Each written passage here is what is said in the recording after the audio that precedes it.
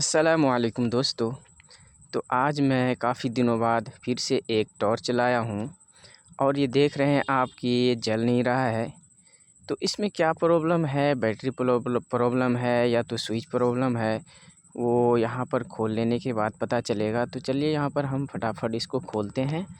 तो देखिए यहाँ पर खोलने के लिए सबसे पहले आगे वाला ढक्कन और पीछे वाला हमने खोल लिया है और पीछे के साइड से थोड़ा सा धक्का देना है, लेकिन यहाँ पर देखिए हमने धक्का भी दिया लेकिन नहीं खुल रहा है। तो ये स्विच मेरे ख़्याल से टूट कर कहीं फंस गया है, इसीलिए ये नहीं निकल रहा है। तो देखिए यहाँ पर हमने किसी तरह निकाल लिया है, लेकिन यहाँ पर अब हम चेक करते हैं कि इसका स्विच ख़राब है या तो बैटरी ख़राब है या तो वायर का कनेक्शन ख़राब है। तो यहाँ पर आप लोग देखते रहिए, कहाँ से क्या प्रॉब्लम है वो आप लोग खुद ही समझ जाएंगे।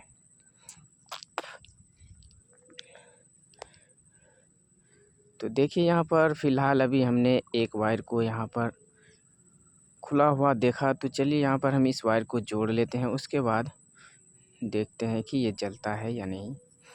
तो यहाँ पर देखिए चिमटा सटाने के बाद ये काम कर रहा है, लेकिन स्विच काम नहीं कर रहा है। तो देख पा रहे होंगे आप लोग, चिमटा सटाने के बाद ये जल रहा है, लेकिन स्विच को दबाने पर ये नहीं जलता।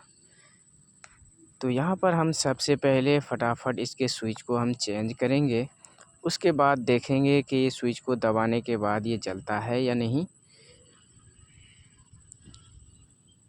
तो आप लोग इस चैनल पे अगर नए हैं तो चैनल को सब्सक्राइब ज़रूर कर लें, ताकि आने वाला कोई भी वीडियो हो सबसे पहले आप तक पहुँचे और आप इस वीडियो के सहारे अपने किसी भी फॉल्ट को सॉल्व कर पाएँ।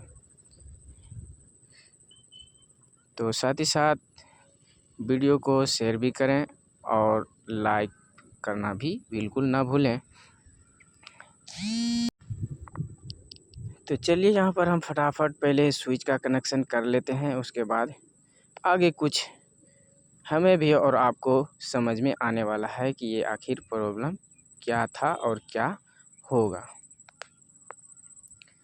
तो चलिए यहाँ पर अब एक ही कनेक्शन करना रह गया है, तो इसको भी हम जोड़ लेते हैं, उसके बाद आप लोगों को ऑन करके हम दिखाएंगे। तो यहाँ पर इस स्विच के ऊपर कुल मिला के 4 कनेक्शन करना होता है। तो चारों को बिल्कुल अच्छी तरह से अगर आप लोग घर पे बनाना चाहते हैं तो आपको आसानी सबसे ये होगा कि स्विच के ऊपर से एक-एक वायर को उठाना है और दूसरे स्विच के ऊपर लगाना है। तो अगर आप लोग अच्छी तरह से जानते हैं कि कौन सा वायर कहाँ पे लगेगा, तो आप लोग बेधड़क खोल सकते हैं और इसे कनेक्शन कर सकते हैं। लेकिन अगर आप लोग चाहते हैं कि किसी उलझन में ना फंसे, तो बिल्कुल एक-एक वायर को उठाएं और दूसरे स्विच पे कनेक्शन कर लें। कोई झमेला नहीं, कोई लफड़ा नहीं, बिल्कुल आराम से ये काम करेगा।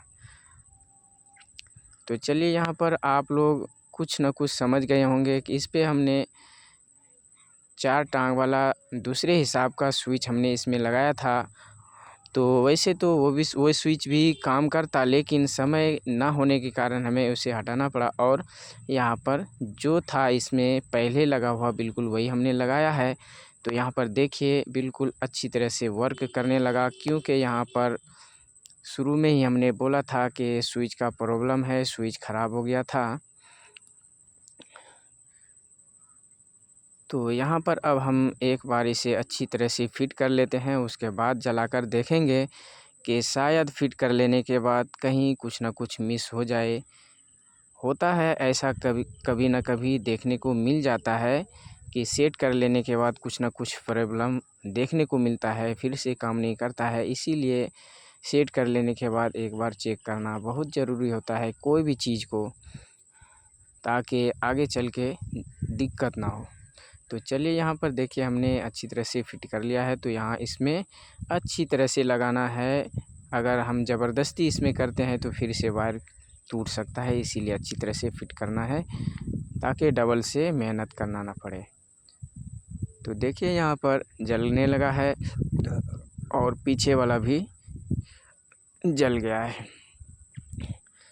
तो आगे वाला ढक्कन अब हम यहाँ पे लगाना है। तो यहाँ पर ढक्कन लगाने के वक्त शीशे के ऊपर हाथ रखना है। इसलिए हाथ रखना है कि उसके ऊपर अगर हम हाथ नहीं रखते हैं तो वो भी घूमता है, घूमने की वजह से अंदर का वायर टूट सकता है। तो चलिए, यहाँ पर आप लोग देख चुके हैं बिल्कुल अच्छी तरह से वर्क करने लगा। इसमें अब कोई प्रॉब्लम नहीं, बिल्कुल 100% सॉल्व हो चुका है। तो उम्मीद करता हूँ कि आप लोग इस वीडियो को अच्छी तरह से समझ लिए होंगे। तो आगे कल किसी और वीडियो के साथ फिर मुलाकात होगी। थैंक यू, शुक्रिया, खुदा हाफिज़।